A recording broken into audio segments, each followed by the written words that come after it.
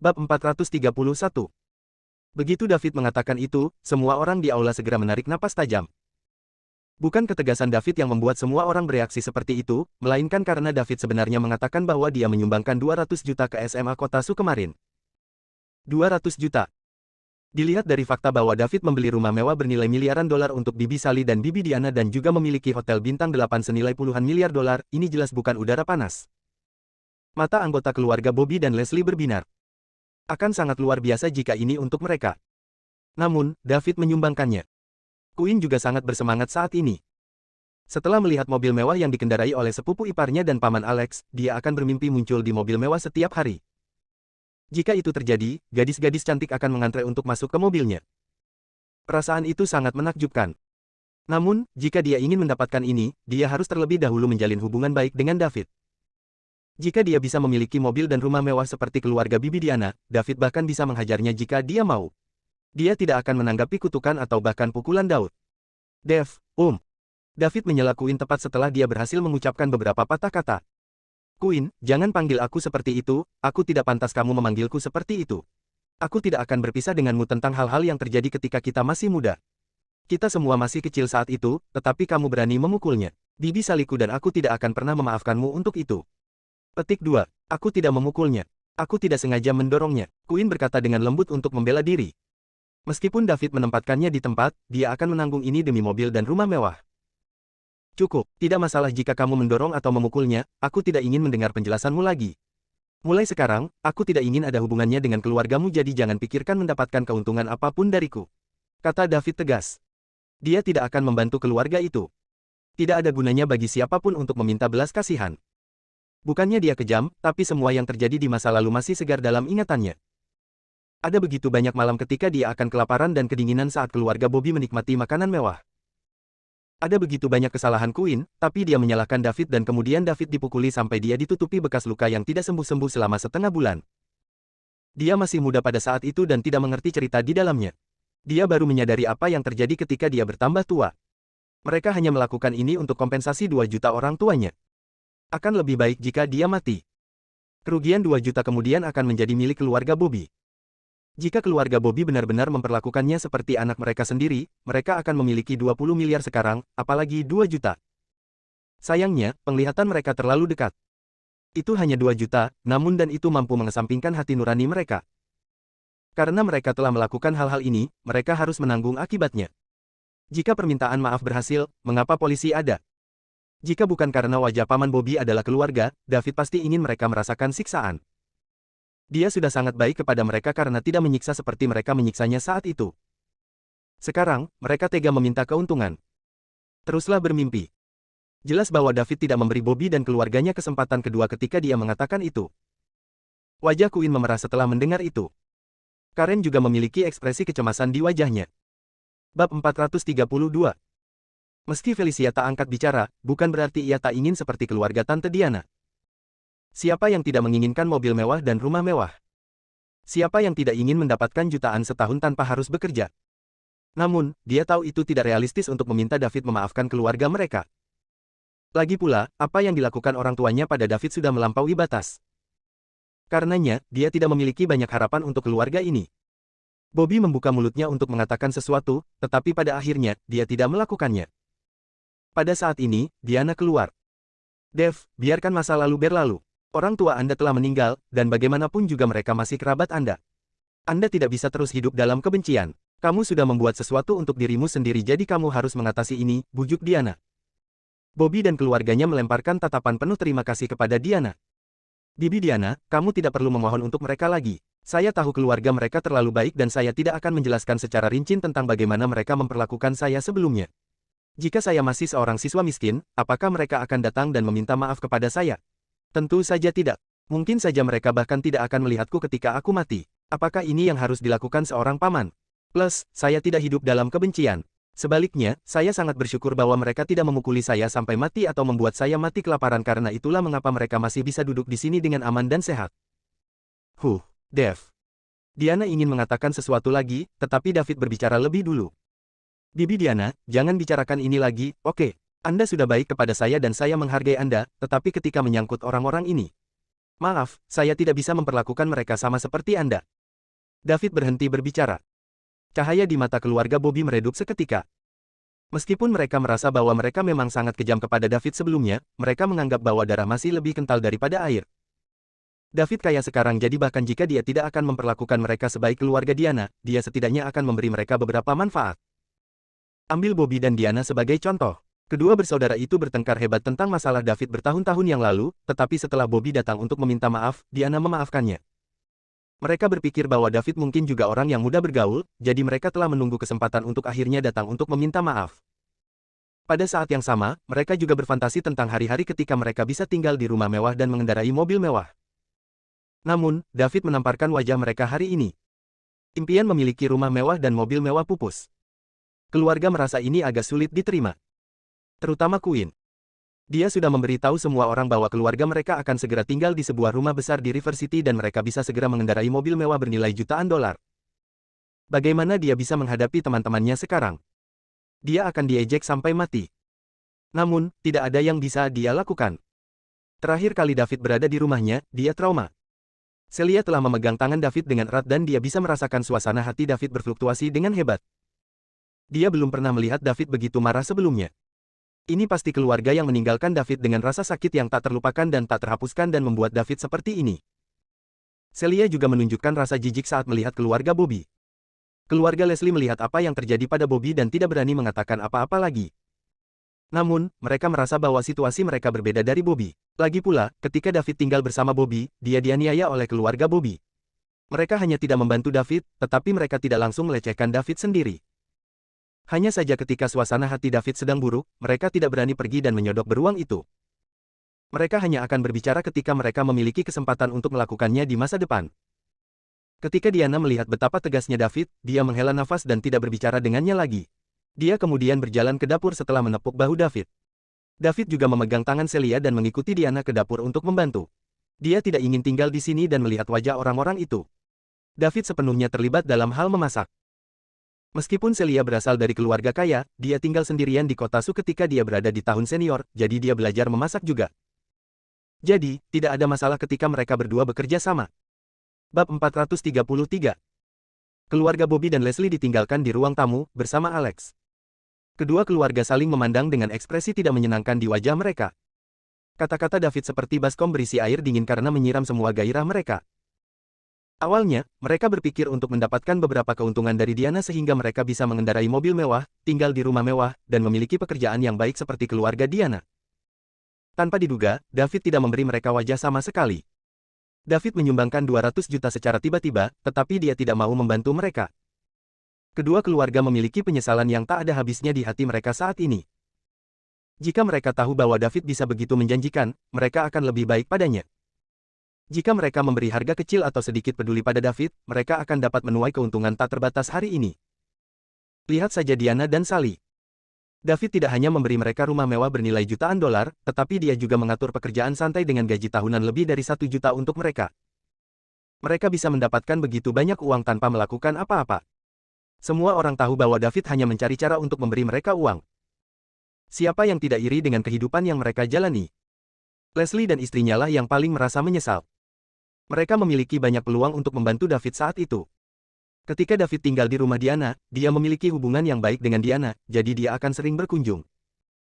Namun, mereka pada dasarnya mengabaikan David, dan bahkan ketika David memanggilnya, dia tidak mau repot-repot mengakuinya. Ini adalah kesempatan yang terlewatkan baginya untuk mengalami pembalikan keberuntungan. Mendesah. Leslie dan istrinya menghela napas berat. Mereka benar-benar menyesali ini. David, Celia, dan Judy membantu Diana di dapur bersama. Segera, 2 meja makan siang mewah sudah siap. Saat mereka sedang makan, Diana ingin mengatur agar keluarga David dan Bobby duduk bersama, tetapi David menolak. Pada akhirnya, keluarga Bobby dan Leslie duduk di satu meja, sementara David, Celia, dan Diana duduk di meja lainnya. Setelah makan siang, Diana ingin David tinggal lebih lama. Namun, David tidak ingin berada di dekat orang-orang seperti Bobby, jadi dia pergi bersama Celia dengan dalih bahwa dia memiliki pekerjaan yang harus dilakukan. Setelah David pergi, keluarga Bobby dan Leslie benar-benar putus asa dan semuanya tampak lesu. Kalian, aku sudah memberitahumu saat itu bahwa setiap anjing memiliki harinya. Apa yang bisa kamu lakukan sekarang? Jika Anda memperlakukan David sedikit lebih baik, Anda tidak akan berakhir seperti sekarang ini, kata Diana mencela. Diana, apa gunanya membicarakan ini sekarang? Kami tahu kami salah, tapi apa yang bisa kami lakukan? Tidak ada pil untuk memutar kembali waktu, jawab Leslie. Ya, apa gunanya membicarakannya sekarang? Bobby menjawab sambil menghela nafas. Tunggu sebentar lagi, Dev masih marah sekarang, tapi mungkin akan membaik setelah beberapa waktu. Bagaimanapun, darah lebih kental daripada air. Bibi Diana, apakah David benar-benar bos Golden Leaf Hotel, hotel bintang 8 tempat Anda bekerja? Queen bertanya. Semua orang memandang Diana dengan rasa ingin tahu, menunggu jawabannya. Tentu saja, dia ketuanya, jika tidak, bagaimana dia mengatur agar kita semua bekerja di sana? Saya mendengar dari orang-orang di Departemen Keuangan bahwa semua gaji tahunan kami melebihi gaji manajer umum Golden Leaf Hotel. Petik 2. Lalu berapa yang kamu dapatkan setiap bulan? Tanya Queen lagi. Sekarang kita dapat 500.000 sebulan, jadi keluarga kita berempat dapat 2 juta sebulan, kata Diana. Orang-orang ini adalah yang paling dekat dengannya, jadi dia tidak perlu menyembunyikan apapun. 2 juta sebulan, yang berarti akan menjadi 24 juta setahun. Tuhanku, seru Queen. Yang lain juga kaget. Hati Bobby dan Karen berdarah. Untuk 2 juta, mereka membentuk niat buruk yang membuat David sangat membenci mereka.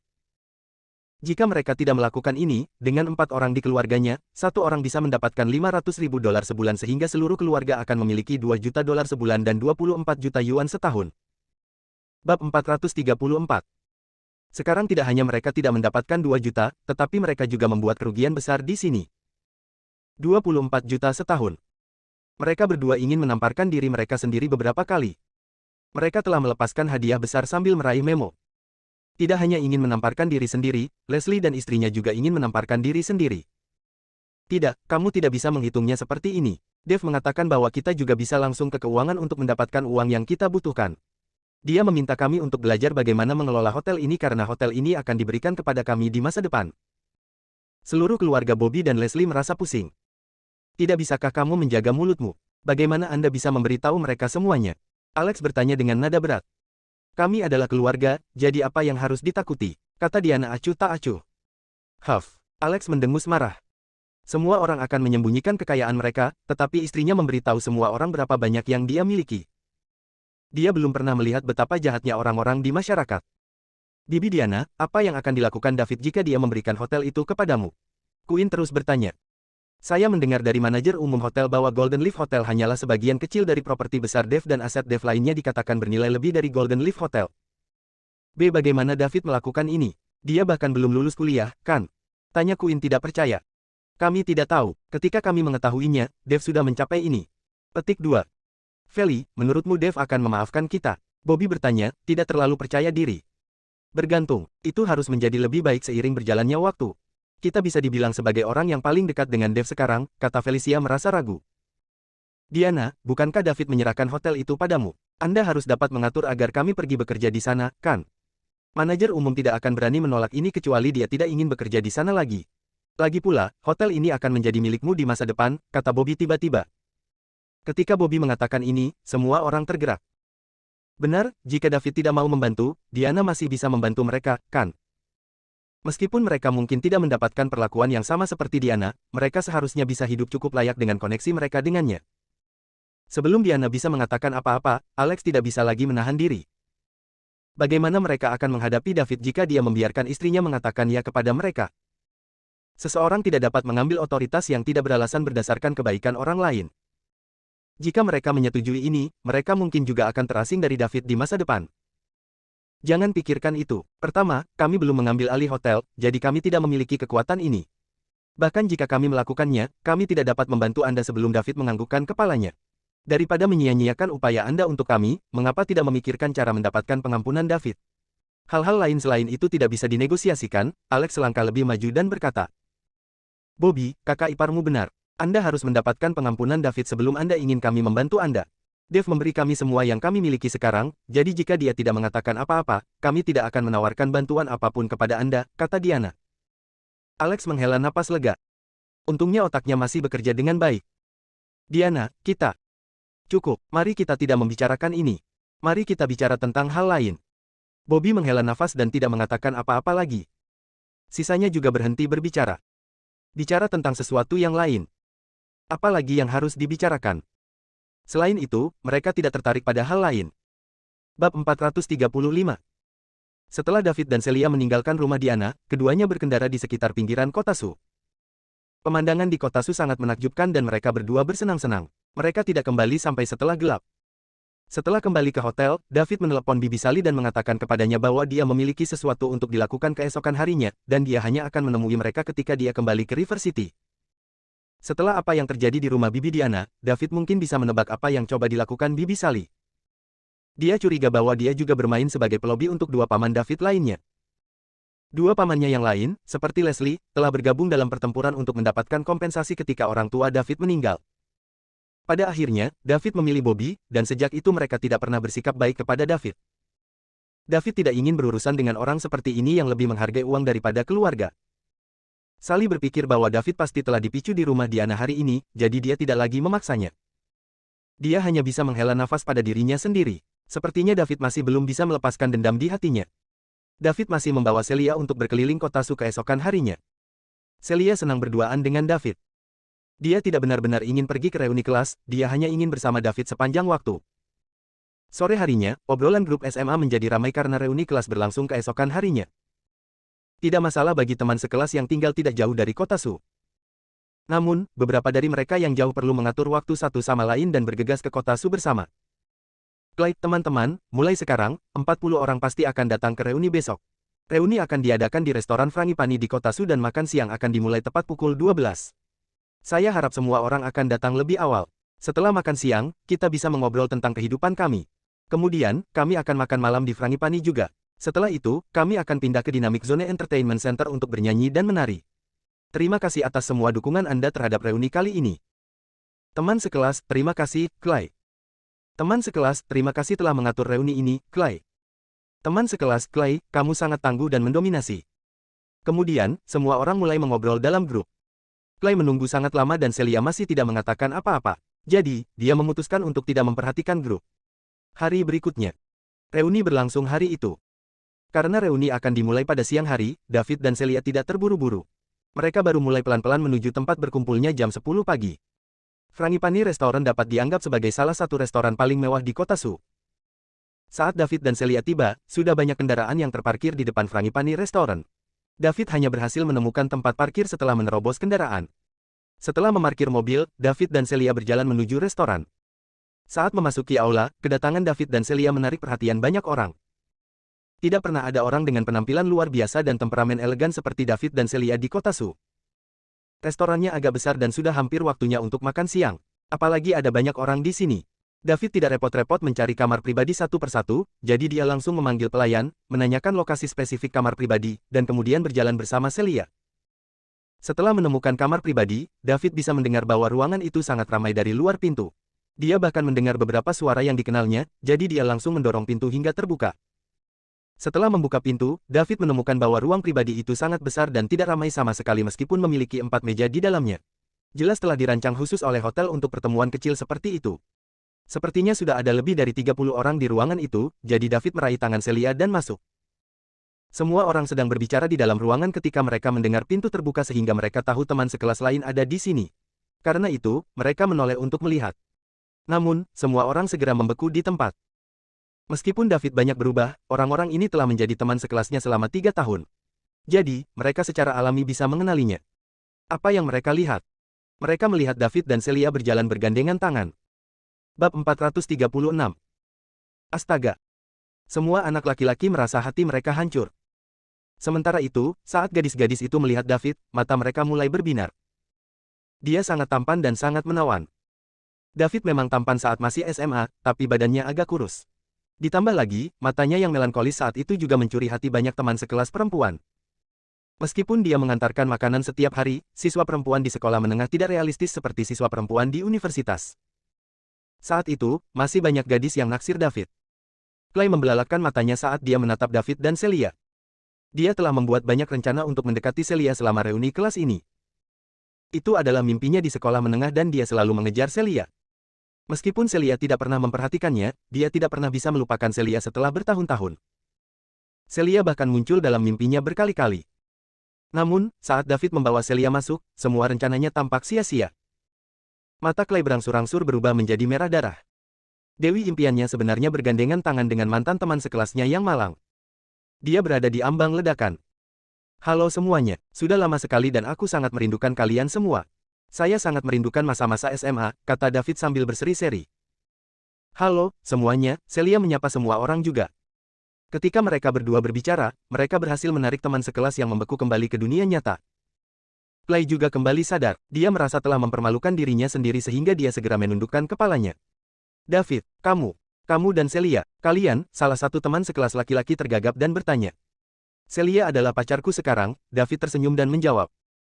Brengsek, David, kaulah orangnya. Setelah seorang teman sekelas mengatakan itu, dia mengangkat ibu jarinya ke arah David. David, kamu sangat luar biasa. Anda adalah idola saya.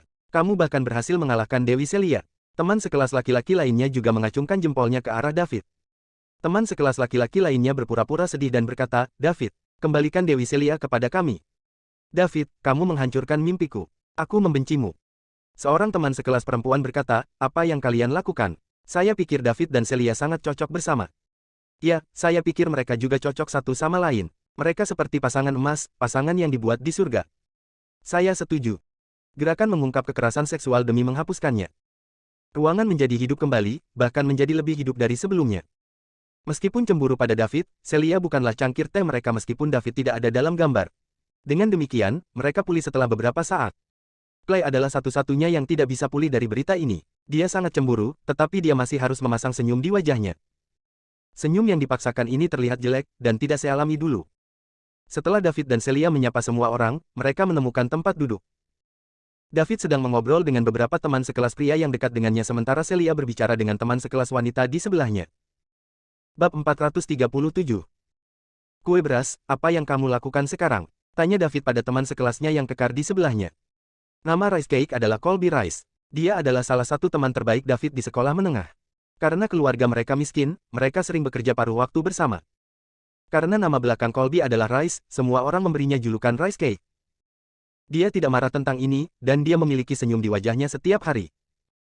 Hanya David yang tahu bahwa anak ini bahkan memiliki harga diri yang lebih rendah darinya. Apa salahnya nama panggilan jika dia bisa menyenangkan teman-teman sekelasnya dan bergaul dengan semua orang? Dev, aku sedang bekerja di lokasi konstruksi di kota Su bersama ayahku sekarang. Saya tidak bisa membandingkan dengan Anda karena saya tidak secerdas Anda. Anda masuk ke Universitas South River yang terkenal secara nasional bahkan saat Anda bekerja sambil belajar, kata Colby dengan iri. Dia benar-benar iri pada David. Selain masuk ke Universitas South River, dia bahkan berkencan dengan Dewi Celia sekarang. Ayah Colby biasa membandingkannya dengan David, dan dia akan meminta Colby untuk belajar lebih banyak dari David. Namun, apa yang bisa dia lakukan? Bakat dibutuhkan untuk belajar. David pintar dan dia bodoh. Ketika keduanya bekerja paruh waktu bersama, bos akan selalu memuji David sementara dia tidak pernah mendapat pujian. Namun, Colby memiliki keuntungan yang sangat baik, yaitu meskipun orang lain selalu memuji David dan menggunakan dia sebagai tolok ukur negatif, dia hanya akan merasa iri tetapi tidak pernah memiliki sedikit pun kecemburuan dan kebencian. Sebaliknya, dia merasa bahwa itu adalah kehormatannya bahwa seseorang seperti David bisa menjadi temannya, yang membuatnya sangat bahagia. Itulah sebabnya David selalu memiliki hubungan yang baik dengannya. Colby bukan orang yang licik, dan dia tulus kepada teman-temannya. Ditambah lagi, dia tidak akan merasa iri atau benci hanya karena teman-temannya di sekitarnya lebih baik darinya. Kue beras, pernahkah kamu berpikir untuk pergi ke sana untuk melihat dunia? Bahkan mungkin lebih spektakuler dari yang Anda kira, tanya David. Aku ingin, tapi ayahku tidak mengizinkanku. Dia bilang saya tidak punya pendidikan dan keterampilan jadi saya hanya bisa menjadi pemulung jika saya pergi ke kota besar, kata Colby sedih. Kue beras, jika kamu ingin keluar dari kota Su untuk merasakan kehidupan yang berbeda. Hubungi saya setelah reuni dan saya akan mengatur sesuatu untuk Anda, kata David setelah memikirkannya.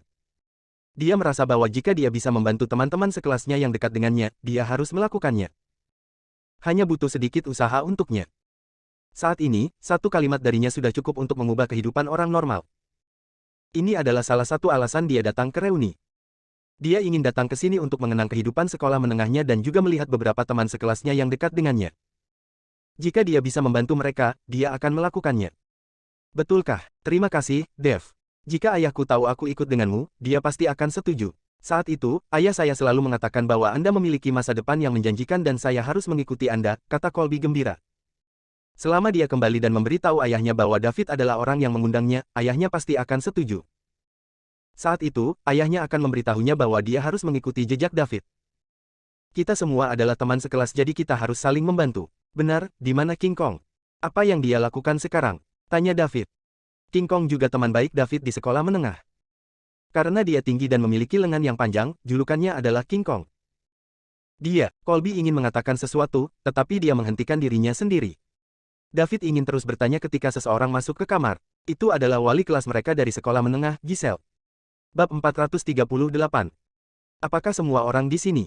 Maaf, saya terlambat karena sesuatu yang muncul di menit terakhir, kata Giselle meminta maaf ketika dia masuk melalui pintu. Miss, Hans ada di sini. Silakan duduk. Anda tidak terlambat, merupakan kehormatan terbesar bagi kami untuk memiliki Anda di sini, Miss. Hans, kata Clay. Giselle melirik beberapa meja, dan setelah melihat David dan Celia, dia langsung menuju ke meja David. Kemudian, dia duduk di sebelah Colby. Halo, Nona Hans. Halo, Nona Hans. Halo, Nona Hans. Semua orang di meja itu menyapa Giselle. Halo semuanya, Giselle juga menanggapi sambil tersenyum.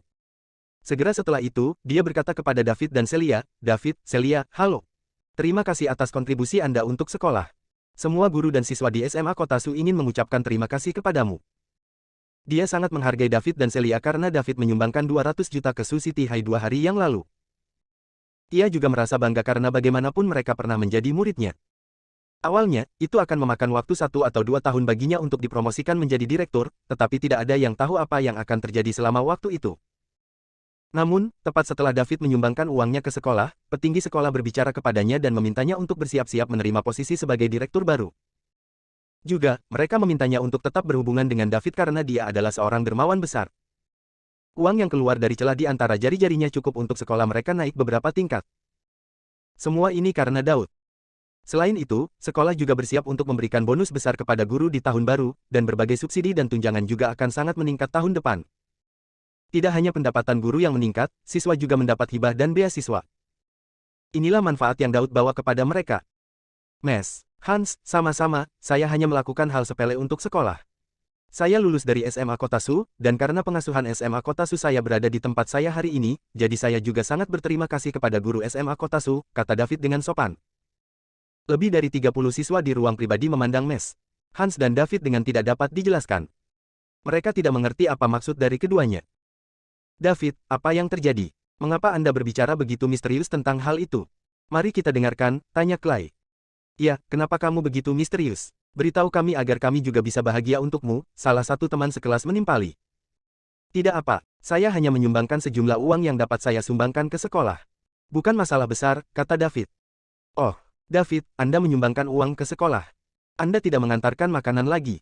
Anda bahkan punya uang untuk disumbangkan ke sekolah. Karena kamu sangat kaya, kamu harus membayar tagihan hari ini, kata Clay sinis. Saat itu, dia tidak memiliki dendam terhadap David. Dia adalah anak kaya sementara David adalah orang miskin, jadi mereka tidak memiliki hubungan satu sama lain. Namun, saat dia melihat David bergandengan tangan dengan Celia, dia merasa bahwa David terlihat sangat menjijikan. Tentu, kata David. Dia tahu bahwa begitu hubungannya dengan Celia terungkap, dia akan menyinggung banyak orang. Lagi pula, Celia terlalu populer, dan Clay adalah salah satu orang yang biasa mengejarnya. Dia baik-baik saja dengan ini. Dia hanya perlu membayar tagihan, dan dia tidak kekurangan uang. Itu sudah beres kalau begitu. David Liddell akan membayar semua pengeluaran hari ini. Semuanya, ucapkan terima kasih kepada David, Clay semakin bersemangat saat mengatakan itu.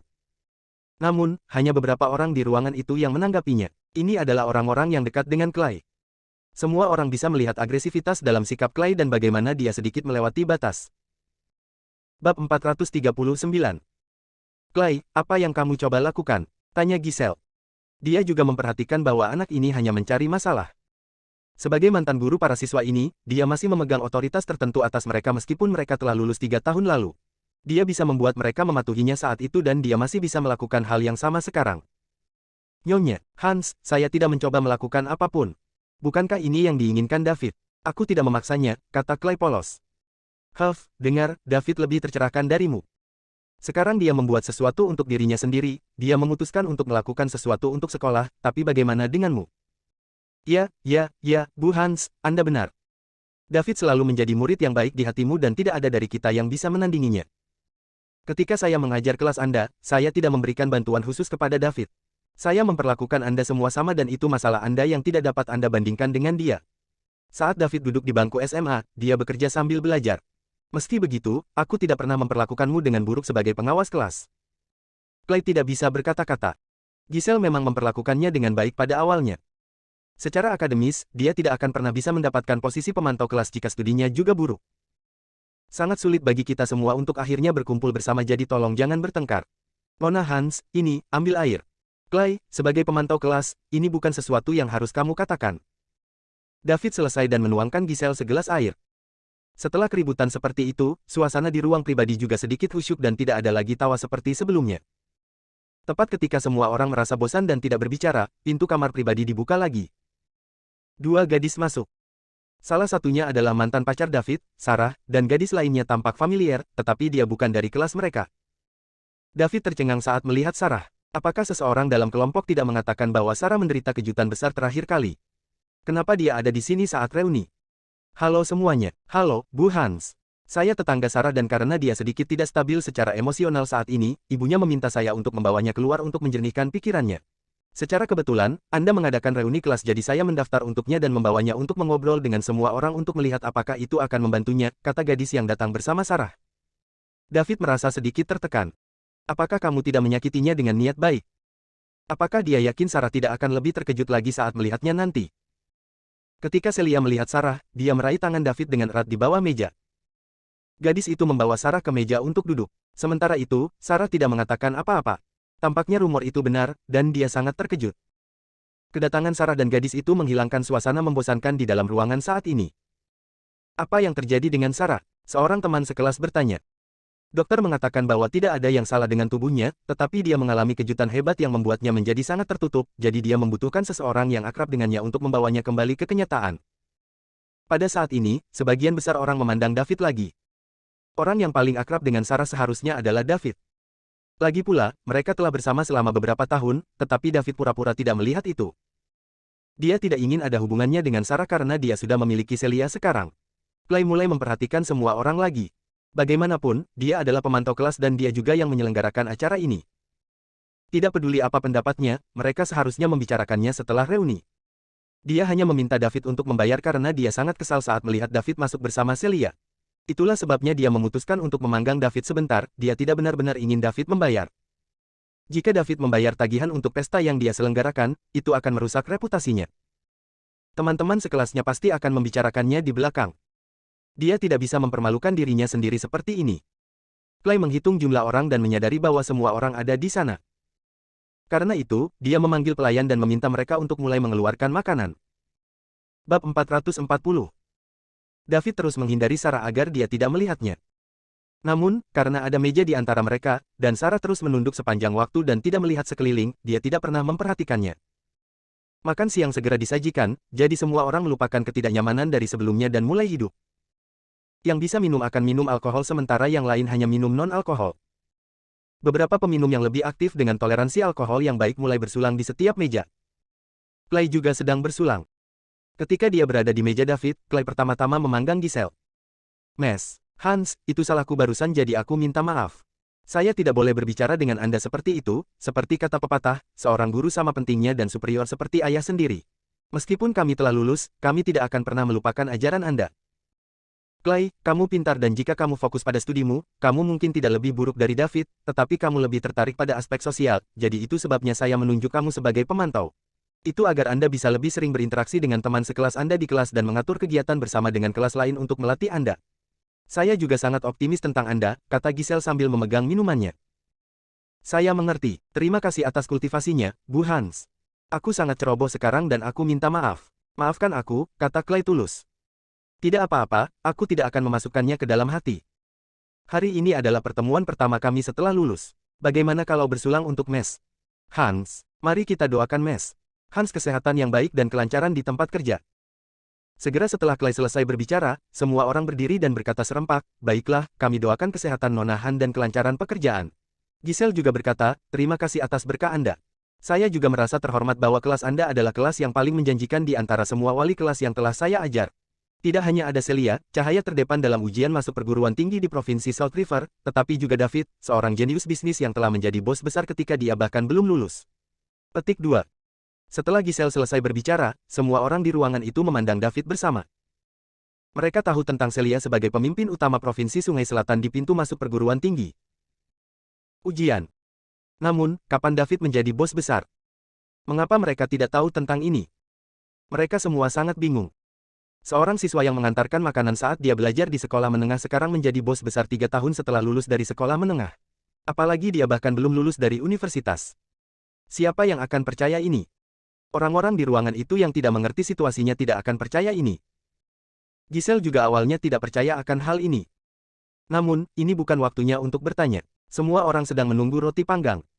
Dengan itu, semua orang menekan pertanyaan di hati mereka. Mereka berpikir bahwa dia perlu bertanya apa yang terjadi nanti. Ketika Sarah mendengar nama David, ekspresi wajahnya berubah secara nyata. Jelas bahwa nama ini memicu sesuatu dalam dirinya. Setelah semua orang memanggang Giselle, mereka duduk. Kemudian, Clay memanggang semua orang satu persatu. Saat giliran David dan Celia, Clay berkata, "David, Celia, biarkan aku bersulang untukmu. Aku benar-benar mempermalukan diriku sekarang, jadi tolong maafkan aku." "Tidak apa-apa, kita semua sekelas. Saya tidak akan mengambil masalah kecil seperti itu ke dalam hati. Karena saya harus menyetir, saya tidak akan minum." "Maaf," ucap David. "Aku juga tidak bisa minum, maaf," kata Celia. "Tidak apa-apa, kamu bisa minum minuman non-alkohol saja." Clay memaksakan senyum di wajahnya dan berkata. Roti panggang itu segera berakhir. Semua orang sedang makan sambil mengobrol sekarang. Bab 441. Tepat ketika semua orang akan bertanya kepada David apa yang dimaksud mes Hans dengan bos besar, Sarah tiba-tiba berdiri. "Sarah, ada apa?" Gadis yang duduk di sebelah Sarah bertanya. Semua mata tertuju pada Sarah. "Permen, terima kasih," kata Sarah. "Sarah, apakah kamu sudah pulih?" "Itu bagus, dokter, itu benar. Saya membuat keputusan yang tepat untuk membawa Anda ke reuni kelas Anda. Orang tuamu akan sangat senang ketika mereka mendengar tentang ini," kata gadis bernama Candi dengan gembira. Terima kasih, terima kasih." Setelah Sarah selesai berbicara, dia meninggalkan tempat duduknya dan berjalan langsung ke David.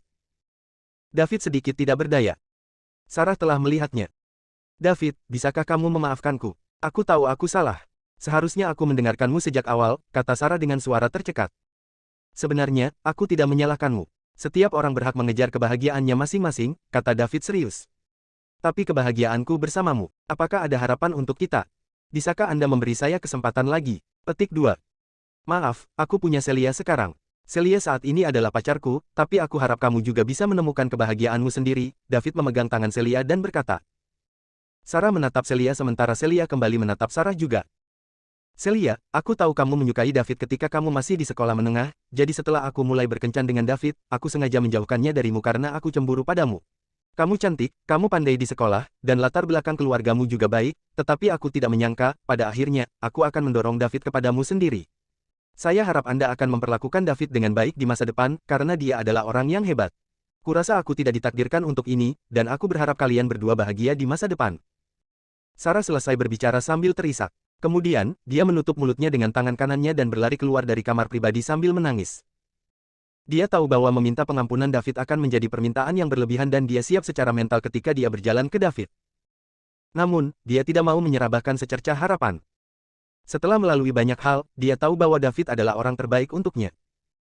Ketika David hanya memiliki $100 untuknya, dia akan menghabiskan $90 untuknya, meninggalkan dirinya hanya $10 untuk mengisi perutnya.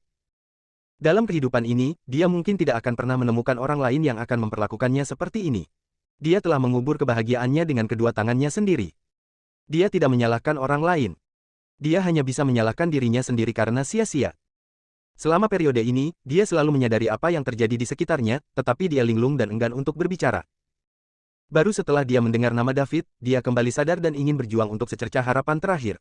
Pada akhirnya, seperti yang diharapkan, inilah hasilnya. Sarah.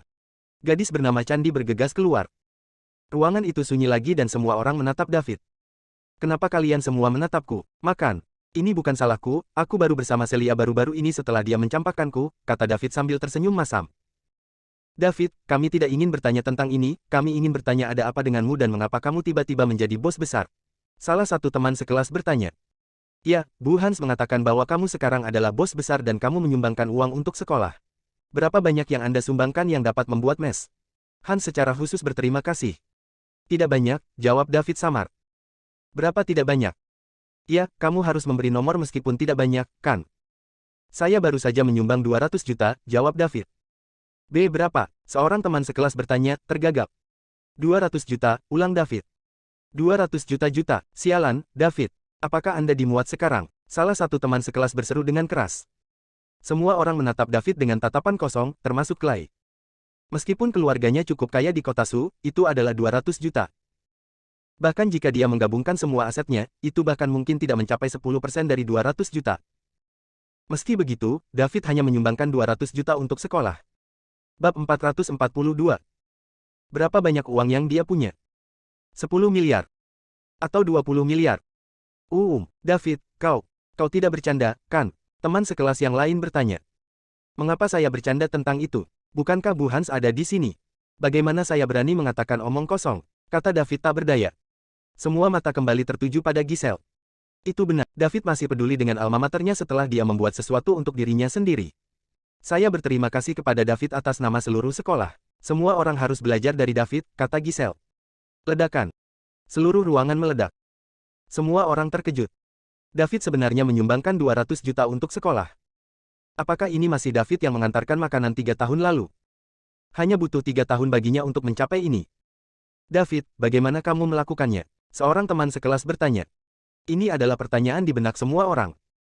Bagaimana mungkin seorang anak laki-laki miskin yang mengantarkan makanan 3 tahun lalu menyumbangkan 200 juta ke sekolah hanya dalam waktu 3 tahun? Selain itu, dia mungkin masih punya banyak uang. Bagaimana tidak bisa dipercaya? Betapa luar biasa. Betapa tidak bisa dimengerti. Betapa keterlaluan. Kata-kata yang tak terhitung jumlahnya muncul di benak semua orang. Sebenarnya, ini sangat sederhana. Selama Anda rajin belajar, terlibat dalam masyarakat, dan memahami kebutuhan masyarakat, Anda mungkin bisa segera melakukannya juga. Saya mulai bekerja paruh waktu sangat awal dan saya telah mempelajari kebutuhan masyarakat dan orang-orang sejak saat itu. Setelah itu, saya mulai perlahan mencapai ini, kata Dan Country. Dia hanya bisa mengatakan ini. Apalagi yang bisa dia katakan? Dia tidak bisa mengatakan bahwa dia yang terpilih dan dia dipilih oleh sistem, repat. Sial, bos, kamu terlalu luar biasa. Aku telah memutuskan untuk bekerja untukmu. Aku juga, bos, mohon bimbingannya. Bos, aku akan berlutut untukmu. Bos, kamu adalah idolaku. Tolong jadilah ayah gulaku. Seluruh ruangan gempar. Semua orang menjilat David. Mereka tidak bisa menahannya. Ini adalah kenyataan. Mereka pasti orang paling beruntung di dunia ini memiliki teman sekelas seperti David yang menjadi bos. Siapapun yang tidak memanfaatkan kesempatan ini pasti akan menjadi orang bodoh. David pun menjawab pertanyaan mereka satu per satu. Mereka semua cukup dekat satu sama lain di sekolah menengah dan kapanpun mereka membutuhkan makanan, mereka akan menghubungi David. Tanah liat juga sama. Selain konflik kecil tadi, mereka tidak pernah makan daging sapi sebelumnya. Apalagi Clay lah yang paling banyak mendukung bisnisnya berupa pemesanan take-out. Inilah sebabnya mengapa David bersedia datang ke reuni dan mengekspos identitasnya. Adapun Clay, setelah mengetahui bahwa David memang menyumbangkan 200 juta untuk sekolah, kebencian dan kecemburuan di hatinya sekarang diganti dengan rasa iri. Ketika seseorang berada bermil-mil di depannya sehingga dia tidak dapat melihat peluang untuk menyalip mereka, dia tidak akan memiliki pikiran lain lagi. Saat ini, Clay bahkan merasa bahwa hanya seseorang yang sehebat David yang akan cocok untuk Celia. Bab 443. Kemudian, reuni kelas menjadi pertunjukan satu orang David. Semua teman sekelas datang untuk menjilat David, mereka berusaha mendekatinya sehingga mereka memiliki rencana untuk masa depan. Jika mereka bisa menjilat David, apakah mereka masih harus mengkhawatirkan masa depan mereka? Ini adalah kesempatan sekali seumur hidup. Semua orang berusia 20-an, jadi tidak ada yang begitu bodoh untuk peduli dengan martabat mereka saat ini. Karena semua orang melakukan ini, Anda akan menjadi orang yang aneh jika tidak melakukannya. Yang lain tidak akan berpikir bahwa Anda jauh dari politik dan pengejaran materi, tetapi mereka akan berpikir bahwa Anda idiot. Apakah Anda tidak akan menjadi idiot karena tidak memanfaatkan kesempatan yang begitu baik? Bahkan Clay mengesampingkan egonya dan mengagumi David. Ya, keluarganya memiliki sedikit kekayaan, tetapi siapa yang tidak ingin menaiki tangga sosial yang lebih tinggi ketika kesempatan ini diberikan kepada mereka? Bisakah Anda bayangkan betapa kayanya seseorang jika mereka bisa dengan santai menyumbangkan 200 juta? Selain itu, dia pikir dia memperlakukan David dengan cukup baik di sekolah menengah, dan setiap kali dia atau teman-temannya membutuhkan makanan, dia akan meminta David untuk mengantarkan mereka. Meskipun dia sedikit pamer, David juga diuntungkan darinya. Selain itu, dia tidak pernah mengatakan sesuatu yang menghina David. Antusiasme semua orang membuat David sedikit kewalahan, jadi dia hanya memberitahu mereka langsung untuk mengirim pesan pribadi atau meneleponnya jika mereka membutuhkannya. Dia akan mencoba yang terbaik untuk membantu selama itu dalam kekuasaannya. Baru kemudian semua orang kembali ke tempat duduk mereka untuk melanjutkan makan. Setelah makan siang, saatnya mengobrol. Anak laki-laki akan melingkari David sementara anak perempuan mengelilingi Celia. David akhirnya menyingkirkan gangguan semua orang dan menarik kue beras ke samping. Dia ingin bertanya tentang situasi Yunus, King Kong, Moors. Dilihat dari nada bicara Colby barusan, sesuatu pasti telah terjadi pada King Kong. Di sekolah menengah, mereka bertiga sangat dekat. Jadi bagaimana dia bisa duduk diam ketika mantan temannya dalam kesulitan? Dengan status David saat ini, selama dia mau, tidak ada masalah yang tidak bisa dia selesaikan di Summerland. Namun, itu juga tergantung pada apa yang terjadi pada King Kong. Jika itu salahnya, selama hukuman yang harus dia terima masih dalam batas yang dapat diterima, David tidak akan ikut campur. Ini bukan karena dia tidak berperasaan, tetapi karena dia memiliki prinsip dan batasan. Jika orang lain ingin menggertak teman baiknya, maka maaf, tidak peduli siapa orang itu, mereka harus menderita perlakuan yang sama 10 kali lebih buruk. Dari apa yang David ketahui tentang King Kong, dia pasti tidak akan mengambil inisiatif untuk memprovokasi orang lain. Yang ditakuti David sekarang adalah King Kong melakukan kesalahan karena dia impulsif. Jika ini masalahnya, itu akan sangat merepotkan. Kue beras, katakan padaku, apa yang terjadi? Ada apa dengan King Kong? Tanya David.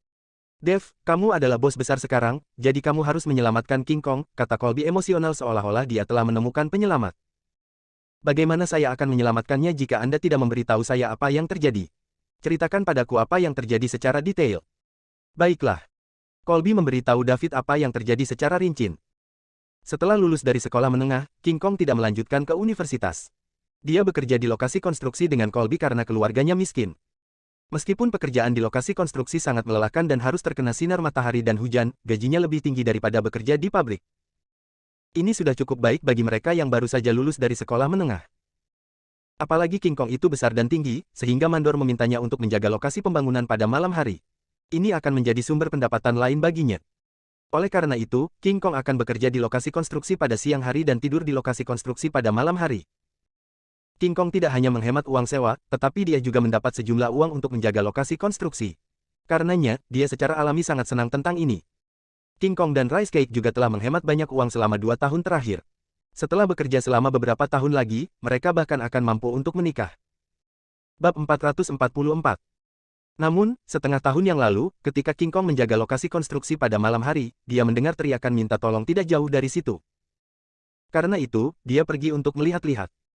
Ternyata 3 anak muda yang sedang minum-minum melecehkan seorang wanita berusia 20-an dan menyeretnya ke lokasi konstruksi. Jadi, wanita itu berjuang dan berteriak minta tolong. King Kong tidak hanya mengenal wanita ini, tetapi dia juga sangat akrab dengannya.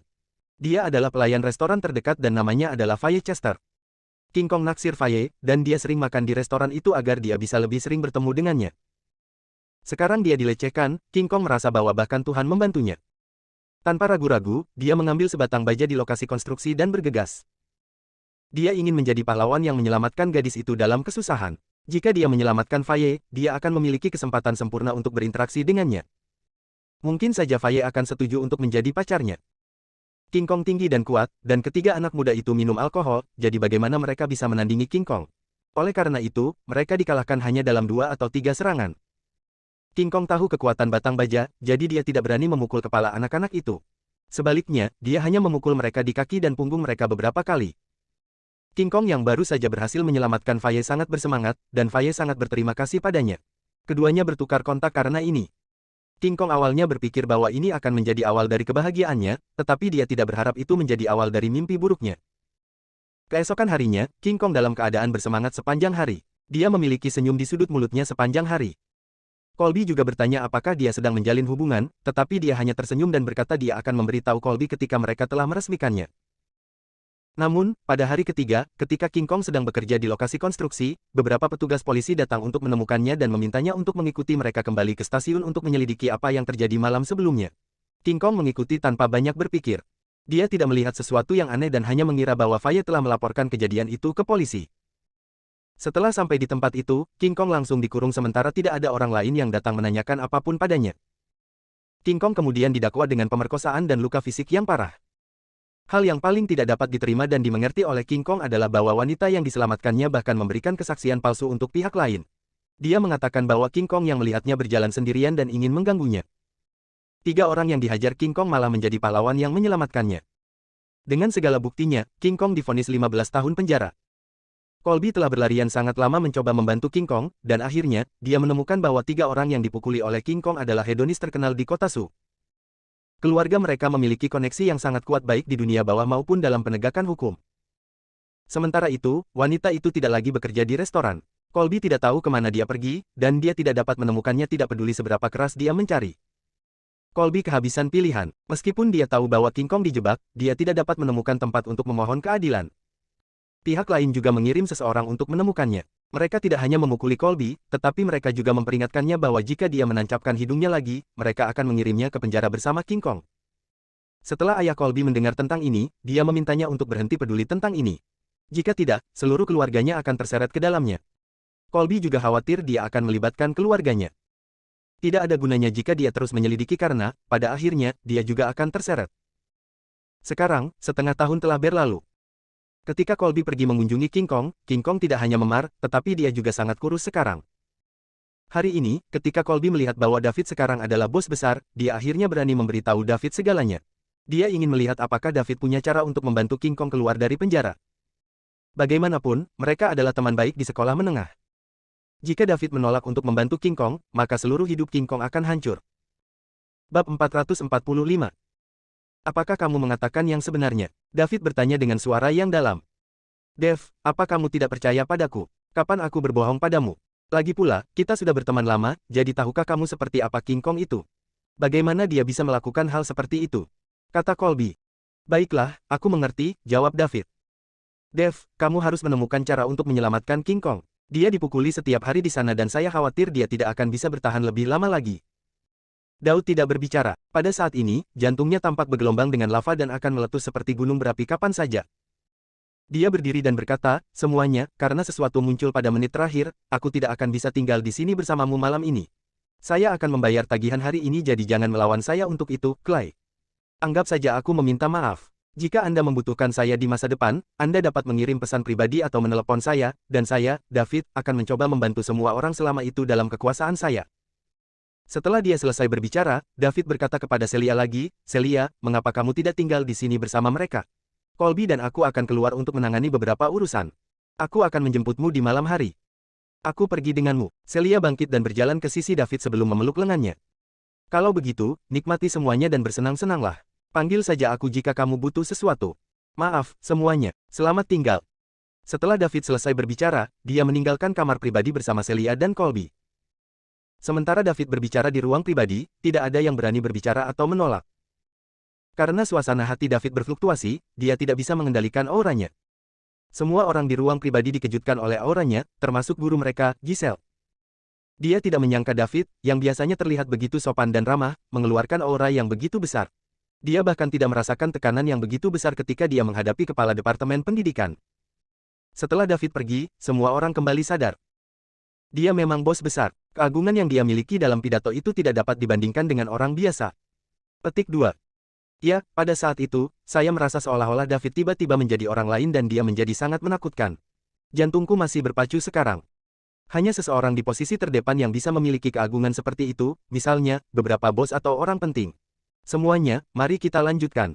David mungkin benar-benar memiliki sesuatu yang perlu dia tangani. Bos besar biasanya sangat sibuk, kata Clay. David membawa Celia dan Colby langsung ke tempat di mana King Kong disekap. Karena hanya satu orang yang diizinkan mengunjungi narapidana, Celia dan Colby menunggu David di luar. Ketika David melihat King Kong, dia tidak bisa mempercayai matanya. Pria yang dulunya tinggi dan beratnya 180 pon sekarang telah kehilangan begitu banyak beratnya sehingga dia sekarang hanya memiliki berat 120 atau 130 pon. Dia tampak agak lemah saat berjalan, dan bahkan embusan angin sepertinya bisa meniupnya. Dev, kamu kenapa? Apakah kue beras memberitahumu? Raja Kong bertanya. King Kong, apakah kamu baik-baik saja? Tanya David, menekan amarah di hatinya. Aku baik-baik saja, aku tidak akan mati secepat ini. Tetapi jika Anda tidak datang, saya tidak tahu berapa lama saya bisa bertahan. Terima kasih telah mengizinkan saya melihat Anda untuk terakhir kalinya, kata King Kong dengan air mata di sudut matanya. David tidak tahu pengalaman seperti apa yang bisa membuat pria bermartabat dan macho menangis. Orang harus tahu bahwa King Kong terkenal keras di sekolah menengah. Jangan khawatir, kamu akan baik-baik saja selama aku di sini, David menghibur. Dev, jika aku pergi, tolong beritahu orang tuaku bahwa aku telah mengecewakan mereka dan aku tidak bisa merawat mereka ketika mereka sudah tua. Mereka tidak tahu apa yang terjadi padaku, dan aku tidak berani membiarkan kue beras memberitahu mereka. Saya khawatir mereka tidak akan bisa menerimanya. Kamu harus memberitahu mereka begitu kamu keluar dari sini. Tunggu sebentar dan aku akan segera mengeluarkanmu. Jangan, Dev, jangan terlibat dalam hal ini. Saya tahu mereka sangat kuat dan mereka pasti memaksa Faye untuk melakukan itu. Saya tidak ingin sesuatu terjadi pada Anda, King Kong menghentikan David. Setelah berjalan keluar dari ruang kunjungan, David menekan keinginannya untuk menemukan pelaku dan membalas dendam King Kong. Saat ini, dengan identitasnya, dia tidak perlu melakukan ini sendiri lagi. Selama dia mengucapkan kata itu, orang lain akan secara otomatis datang kepadanya. Jadi, bagaimana King Kong? Tanya Colby. Bab 446. Dia baik-baik saja sekarang, hanya sedikit lemah. Seseorang pasti telah memukulinya di dalam, kata David. Apa yang selanjutnya kita lakukan? David, Anda harus memikirkan cara. King Kong tidak akan bertahan lebih lama lagi. Sekarang baru setengah tahun, dan masih ada 14,5 tahun lagi. Kata Colby cemas. Jangan khawatir, selama saya di sini, tidak ada yang akan terjadi pada King Kong. Aku tidak akan mengizinkannya. David menepuk bahu Colby dan meyakinkannya. Setelah ini, David mengeluarkan ponselnya dan mengirim pesan yang menyebutkan semua anggota dalam obrolan grup SCC. David inti, semua anggota di sekitar kota Su di Provinsi Sungai Selatan segera melapor ke kota Su. Segera, beberapa anggota menjawab. Ya Pak, eta 1 jam. Ya, Pak, eta 1,5 jam. Ya, Pak, eta 2 jam. Sebagai anggota inti SCC, David berada dalam posisi yang cukup tinggi untuk dipanggil, Tuan, dan tidak ada yang mengabaikan pesannya. Bahkan bos SCC, Clinton yang jarang aktif di grup chat pun membalas. Clinton, Bos David, ada yang bisa saya bantu? Goldie juga menjawab. Goldie, Bos hubungi saya jika Anda butuh bantuan, David. Obrolan grup SCC meledak. 2 bos telah membalas pesan anggota inti. Ini belum pernah terjadi sebelumnya dalam sejarah SCC. Anggota SCC yang tak terhitung jumlahnya jauh dari kota Su terlepas dari keanggotaan tingkat rendah, menengah, atau tinggi mereka, menjatuhkan apa yang mereka lakukan dan melaju ke kota Su. Mereka hanya bisa membayangkan betapa kuatnya latar belakang keluarga David jika 2 bos membalas pesannya dengan sangat sopan. Akan menguntungkan untuk meninggalkan kesan sekecil apapun pada seseorang yang begitu kuat. David, Bos, tidak apa-apa. Clinton, Goldie. Saya mengerti. Clinton, Bos, baiklah, kalau begitu. Goldie, Bos, oke. David masih tidak tahu bahwa anggota SCC yang tak terhitung jumlahnya saat ini sedang dalam perjalanan ke kota Su berkat balasan dari 2 bos SCC. Kemudian, David menghubungi Kapten Tim Vulture Falcon, Lucas, dan memberinya deskripsi singkat tentang apa yang terjadi sehingga yang terakhir dapat mengatur seseorang untuk menangani akibatnya. Lucas segera menyuruh David untuk tetap tenang dan menunggu sementara dia pergi untuk menghubungi seseorang untuk menyelesaikan masalah. David bukan lagi pria seperti dulu. Tidak berlebihan, tetapi ketika David masih menjadi anggota Falcons Tim Vulture, statusnya sudah jauh lebih tinggi daripada Lucas, yang adalah kaptennya. Jika semuanya berjalan sesuai rencana, David akan menjadi anggota Parlemen Summerland yang ke-11. Dia akan menjadi salah satu dari 11 orang yang memegang kendali atas nasib dan arah perkembangan Summerland. Seseorang bahkan tidak dapat membayangkan kekuatan yang dimiliki oleh posisi seperti itu. Lucas segera menghubungi Menteri Kabinet Provinsi South River dan meminta pria itu untuk pergi ke kota Su dan membantu David keluar. Bab 447. Cat, Menteri Kabinet Provinsi South River sedang rapat saat ponselnya yang terenkripsi berdering. Dia berjalan ke samping dan mengambilnya karena orang-orang tidak menelepon nomor terenkripsinya kecuali itu darurat. Halo, ini Cat Nelson, Menteri Kabinet Provinsi South River. Halo, Pak Nelson, ini Lucas Brown dari tim Vulture. Halo, Kapten Brown, apa yang bisa saya bantu? Cat bertanya dengan sopan. Ketika orang-orang dari tim Vulture menghubunginya, biasanya karena ancaman asing telah muncul di wilayah hukumnya dan kerjasamanya diperlukan. Halo, Tuan Nelson, silakan lanjutkan ke kota Su dan ikuti instruksi lebih lanjut dari seorang pria bernama David Liddell, kata Lucas. Kapten Brown, apakah ancaman asing muncul di kota Su? Berapa tingkat ancamannya? Tanya Cat. Dia perlu tahu tingkat ancaman apa dari situasi ini untuk memutuskan orang mana yang akan dikirim. Tidak satupun dari itu. Anggota tim Vulture David Liddell terlibat konflik dengan pasukan lokal kota Su, di antaranya adalah pejabat pemerintah. Saya khawatir David tidak akan bersikap mudah pada pria itu dan menyebabkan masalah yang lebih besar. Kade tercengang. Dia tidak mengerti mengapa dia harus secara fisik pergi ke kota Su ketika dia bisa menyelesaikan masalah ini dengan telepon. Kapten Brown, saya dapat dengan mudah menyelesaikan ini dengan panggilan. Apakah saya benar-benar harus pergi ke kota Su? Tanya Cat. Sementara itu adalah tugasnya untuk bekerja sama dengan Falcon dan satuan tugas khusus lainnya dengan misi mereka, masalah hari ini tidak terdengar seperti misi penting. Dia tidak ingin menyinggung Falcon, tetapi sebagai Menteri Kabinet Provinsi South River, dia merasa terhina karena harus secara pribadi menangani masalah kecil seperti itu. Nelson, jika semuanya berjalan sesuai rencana, David akan menjadi anggota Parlemen Summerland yang ke-11. Jika Anda berpikir bahwa ini adalah masalah kecil, maka tidak ada yang tersisa untuk saya katakan. Petik 2. Apa? Mata Cat melebar karena sangat terkejut. David akan menjadi anggota ke-11 Parlemen Summerland. Sebagai menteri kabinet di salah satu provinsi Summerland, Cat secara alami tahu apa artinya posisi seperti itu. Bagaimana bisa, Kapten Brown? Saya tidak menerima berita tentang hal seperti itu. Seru KD. Sebagai menteri kabinet sebuah provinsi, dia seharusnya diberitahu tentang berita seperti itu.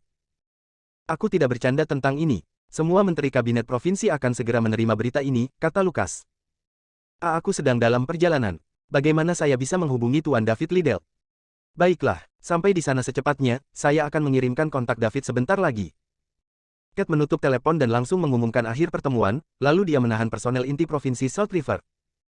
Kumpulkan barang-barangmu, kami akan segera menuju ke kota Su, kata Cat kepada orang-orang yang tersisa di ruangan itu. Apa yang kita lakukan di kota Su, Tuan Nelson? Ya, apakah terjadi sesuatu, Tuan Nelson? Cat menjawab, seorang calon anggota parlemen dalam keadaan darurat. Kita harus segera pergi. Apa, kalau begitu kita harus pergi sekarang? Ya, kita tidak bisa membuang waktu. Seluruh ruang konferensi menjadi riuh ketika mereka mendengar tentang calon anggota parlemen. David membawa Celia dan Colby ke sebuah restoran dan meminta kamar pribadi yang tenang. Kemudian dia menerima telepon dari Charles begitu dia masuk. David, apa yang terjadi? Apakah Anda membutuhkan saya untuk keluar? Tanya Charles melalui telepon. Tidak apa-apa, Charles. Tidak perlu datang, saya sudah menyelesaikan masalah ini sebelum Anda tiba. Saya akan memberitahu Anda lebih banyak ketika saya kembali ke River City dalam beberapa hari, jawab David. Baiklah, aku akan menunggumu, kalau begitu, kata Charles. Dengan kekuatan David saat ini, tidak ada yang tidak bisa dia selesaikan di daerah kecil seperti kota Su. Karena ini adalah masalah kecil, tidak perlu ada orang lain untuk campur tangan atas namanya. David mengakhiri telepon dengan Charles dan bertanya kepada Colby, ceritakan tentang ketiganya. Mereka bertiga adalah anak-anak dana perwalian kota Su. Gilbert, pria terkaya di kota Su, putra Eden Yield, Jet, putra Godfather Vaughn, dan Lincoln, putra wakil menteri kota Su Nichols, jawab Colby. Dia membutuhkan waktu sebulan dan semua uang yang dia peroleh selama beberapa tahun terakhir untuk mendapatkan informasi tentang mereka bertiga. Dia sangat terpukul untuk mengetahui bahwa meskipun mengetahui siapa orang-orang ini, dia tidak mampu membuat musuh dari salah satu dari mereka dan bahkan dipukuli. Seorang pengusaha, bos geng, dan pejabat pemerintah. Menarik. David mengejek. Apa yang kita lakukan sekarang, David? Tanya Colby. Apalagi selain menunggu? Untuk siapa? Seseorang yang bisa membuat ketiganya berlutut dan bertobat. Apa? Colby tercengang. David terus meminum tehnya. Sementara angin kekacauan bertiup kencang di Provinsi Sungai Selatan di luar kamar pribadi. Hampir setiap anggota SCC dalam perbatasan Provinsi Sungai Selatan telah bergegas ke kota Su. Orang-orang ini semua dari keluarga terhormat di berbagai kota besar. Tidak ada yang mengalami efek mengejutkan dari semua anggota ini bergerak pada saat yang sama sampai hari ini. Pada saat yang sama, Menteri Kabinet Provinsi Sungai Selatan juga membawa semua pejabat tinggi Provinsi Sungai Selatan ke kota Su. David akan menjadi anggota ke-11 Parlemen Summerland. Lucas tidak akan pernah berani mengarang berita seperti ini, jadi jika dia mengatakannya, kemungkinan besar itu benar. Dalam hal ini, Menteri Kabinet Cat dari Provinsi South River harus bertindak dengan hormat. Ini karena jika Cat memusuhi David, dia mungkin akan dipecat dari posisinya sebagai kepala kabinet provinsi begitu yang terakhir bergabung dengan jajaran parlemen. Cat takut dia akan terlambat, karena kota sungai cukup jauh dari kota Su. Itu akan memakan waktu 6-7 jam hanya untuk berkendara ke sana. Jadi, pria itu memutuskan untuk naik helikopter. Cat dan yang lainnya baru saja pergi ketika bawahannya menghubungi pejabat kota Su. Mereka memberitahu para anggota bahwa Tuan Nelson akan tiba di kota Su dan memberitahu para pejabat di sana untuk bersiap menyambut menteri. Hal ini menyebabkan kekacauan di antara pejabat kota Su dan menteri kabinet di sana segera mulai mengatur penyambutan. Seluruh kota Su langsung menjadi sibuk. David meminum tehnya dengan malas. Segera setelah itu, seseorang mengirim pesan kepadanya secara pribadi untuk memberitahunya bahwa anggota SCC yang paling dekat dengan kota Su telah tiba.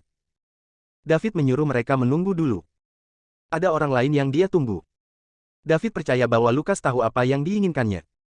Jika ada pejabat pemerintah di antara lawan-lawannya, wajar saja jika ada pejabat pemerintah lain yang menyelesaikan masalah ini. David ingin menyerang dari berbagai aspek dan memberi orang-orang ini rasa obat mereka sendiri. Dia ingin mereka merasa tidak berdaya, merasa ketakutan, dan merasa putus asa. Dia ingin mereka melepaskan King Kong dan mengirim pria itu kembali, lalu berlutut dan meminta maaf. Adapun apakah mereka akan dimaafkan, ya, itu tergantung pada King Kong. David yakin bahwa King Kong tidak akan memaafkan orang-orang ini. Bab 448. 3 jam kemudian, David menerima telepon dari Cat, Menteri Kabinet Provinsi South River.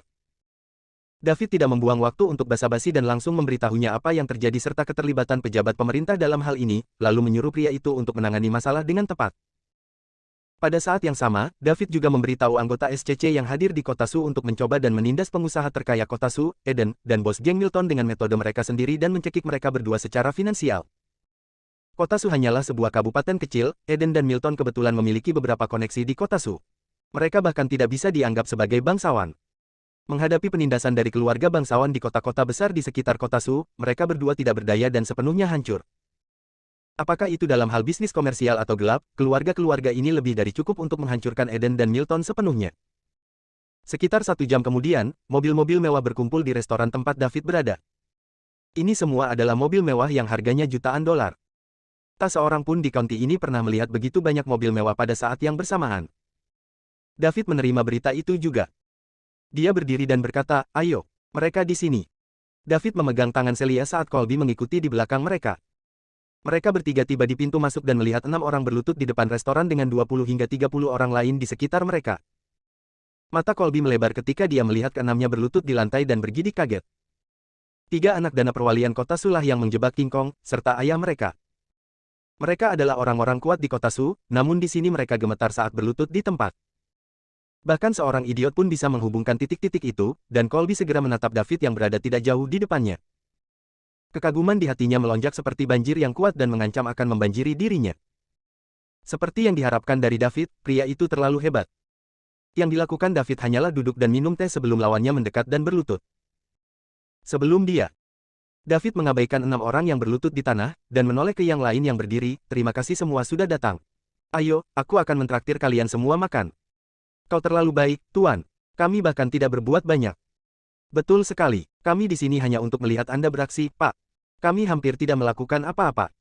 Lagi pula kalian semua ada di sini, jadi biarkan aku yang mentraktirmu, oke? Lakukan untuk aku."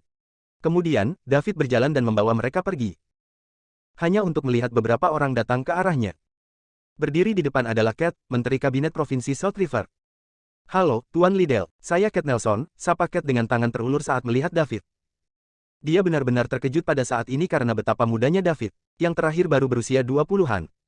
Cat tidak percaya bahwa pemuda berusia 20 tahun ini akan menjadi anggota parlemen Summerland yang ke-11. Kumpulan 10 anggota saat ini semuanya berusia setidaknya 40 tahun.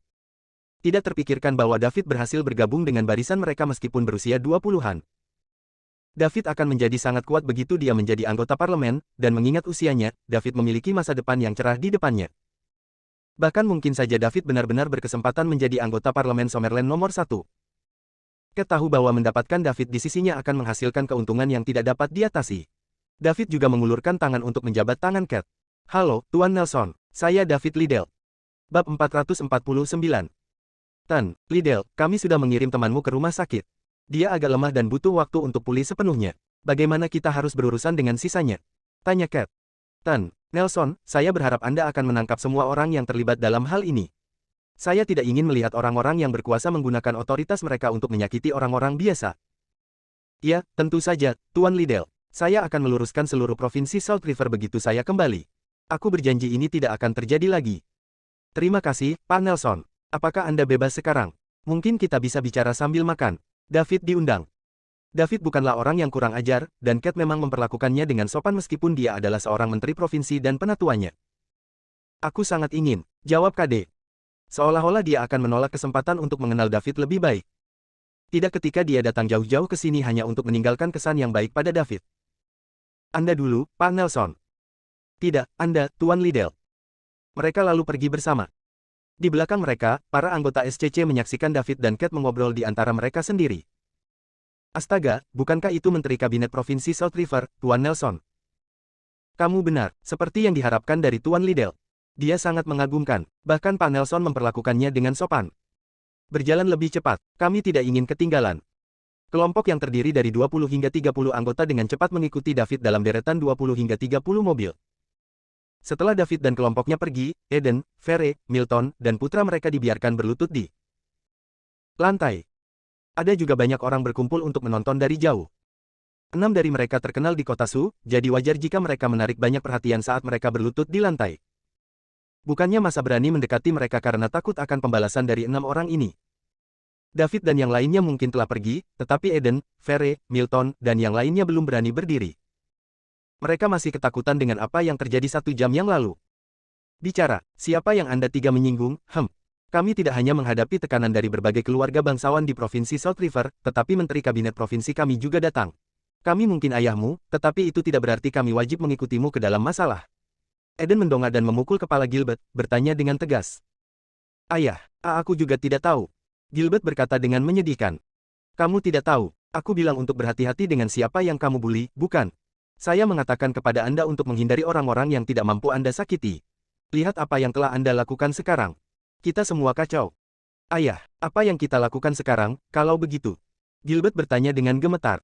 Apa yang kita lakukan? Apa lagi yang bisa kita lakukan selain berlutut dan menunggu di sini? Fere, apakah kamu tidak menerima berita apapun? Milton bertanya pada Fere. Mereka semua terlibat dalam insiden dengan King Kong dan merupakan pasukan lokal di kota Su. Mereka memiliki kepentingan yang sama dan mereka diuntungkan dan dirugikan sebagai satu kesatuan. Tidak ada sama sekali. Kami masih mempersiapkan kedatangan Pak Nelson, tetapi saat dia tiba, dia menyuruh saya datang ke sini dan berlutut untuk bertobat. Mungkin bukan akhir bagi kita jika kita dimaafkan, tetapi jika tidak, hidup kita akan berakhir di Summerland, kata Fere dengan sungguh-sungguh. Dia masih tidak tahu apa yang sedang terjadi. Namun, dia tahu bahwa ini adalah masalah besar karena Tuan Nelson sendiri datang untuk menyelesaikannya. Isu. Itu masih membuatnya dingin sampai ke tulang ketika dia mengingat sikap Pak Nelson barusan. Apa, mereka sekuat itu? Milton jatuh tersungkur karena shock. Kita dalam masalah. Kacau, saya memberitahu Anda. Benar-benar kacau. Eden bergumam pada dirinya sendiri. Ayah. Saya tidak berpikir itu salah kami. Tentu, kami mengerikan bagi orang-orang, tetapi kami telah berada di kota Su sepanjang waktu. Kami tidak pernah bertindak keluar jalur ketika kami meninggalkan kota Su, jadi tidak mungkin kami menyinggung seseorang yang begitu penting. Bagaimana jika mereka mengejar kalian sebagai gantinya? Lincoln menganalisis. Ya, saya setuju dengan Lincoln. Tidak mungkin kita bisa menyinggung seseorang yang begitu kuat di kota Su. Jet menimpali. Kami tidak bersalah, ayah. Ini sama sekali bukan salah kami, kata Gilbert dengan menyedihkan. Lalu dengan siapa kita berhadapan? Mengapa mereka melakukan ini? Bab 450. David membawa semua orang ke restoran Frangipani dan memesan seluruh tempat sambil juga membayar tagihan untuk makan reunismenya. David, Celia, dan Colby kemudian duduk bersama Cat dan pejabat inti lainnya di Provinsi South River di meja lain. Sementara itu, anggota SCC berpisah untuk duduk di 3 meja. Sejauh yang mereka ketahui, perjalanan ke kota Su ini akan sia-sia jika mereka bisa melihat David dan meninggalkan kesan padanya. Melihat Pak Nelson sungguh di luar dugaan mereka. Para pejabat ini adalah orang-orang yang paling berwibawa di Provinsi South River. Seperti yang diharapkan dari pria yang teksnya saja telah mengumpulkan balasan dari 2 bos SCC dan kesopanan Menteri Kabinet Provinsi South River. Mereka hanya bisa membayangkan betapa kuatnya David. Bahkan ketiga bos SCC tidak dapat menerima perlakuan seperti itu dari Pak Nelson, tidak ketika Cat adalah sesepuh mereka. Sejujurnya, bahkan ayah mereka, orang-orang dengan status lebih rendah dari 3 bos SCC, tidak akan memperlakukan pemuda biasa dengan tingkat rasa hormat yang sama seperti yang diberikan Cat kepada David. Ini menekankan betapa kuatnya Daud. David dan Cat mengobrol dengan gembira sambil makan. Celia adalah satu-satunya orang yang tenang, karena semua orang merasa terlalu percaya diri. Bagaimanapun, Cat adalah Menteri Kabinet Provinsi South River dan David adalah calon anggota Parlemen Summerland. Kedua status mereka tidak dapat dijangkau. Cat tidak merasa terlalu asing karena dia tidak asing dengan pertemuan dengan orang-orang penting, tetapi ini adalah pertama kalinya yang lain bertemu dengan calon anggota parlemen seperti David. Pejabat lainnya tidak cukup tinggi kedudukannya untuk berhubungan dengan anggota parlemen, karena Menteri Kabinet Provinsi sudah menjadi orang paling berwibawa yang mereka temui. Karena itu, mereka hanya bisa setuju dan tersenyum saat dua lainnya berbicara. Celia merasa bangga saat melihat David berbicara riang dengan yang lain. Dia tidak peduli apakah David kaya atau miskin, atau apakah pria itu terkenal atau tidak. Namun, semakin sukses David, semakin membuktikan bahwa seleranya pada pria. Kami masih belum tahu apa-apa. Tetaplah berlutut, mereka akan kembali pada akhirnya dan kita dapat memutuskan apa yang harus dilakukan nanti setelah kita mengetahui kebenarannya. Tunggu, jadi apakah kita terus berlutut sekarang? Jelas sekali. Apa lagi yang ingin kamu lakukan? Sangat rapi, tentu saja, dia juga gembira atas keberhasilan David, karena setiap wanita menginginkan suaminya menjadi pahlawan. Dia benar-benar ingin berterima kasih kepada Sarah karena telah mencampakkan David, sehingga memberinya kesempatan untuk bersama pria itu. Pria paling pendiam di meja itu adalah Colby. Sebagai seseorang yang merupakan bagian dari masyarakat terbawah, Colby sangat tertekan untuk tiba-tiba duduk di meja yang sama dengan Menteri Kabinet Provinsi South River. Dia tidak tahu di mana harus meletakkan tangannya dan bahkan tidak menyentuh piring di depannya. David memang menyadari kecanggungan Colby tetapi tidak ada yang bisa dia lakukan. Beberapa kata penghiburan tidak akan mengubah perilaku Colby. Apa yang dia butuhkan adalah lebih banyak paparan situasi seperti ini. Pearl adalah contoh terbaik dari ini. Dia mungkin adalah manajer lobi Golden Leaf Hotel, tapi dia pasti akan panik jika harus duduk dan makan bersama Cat.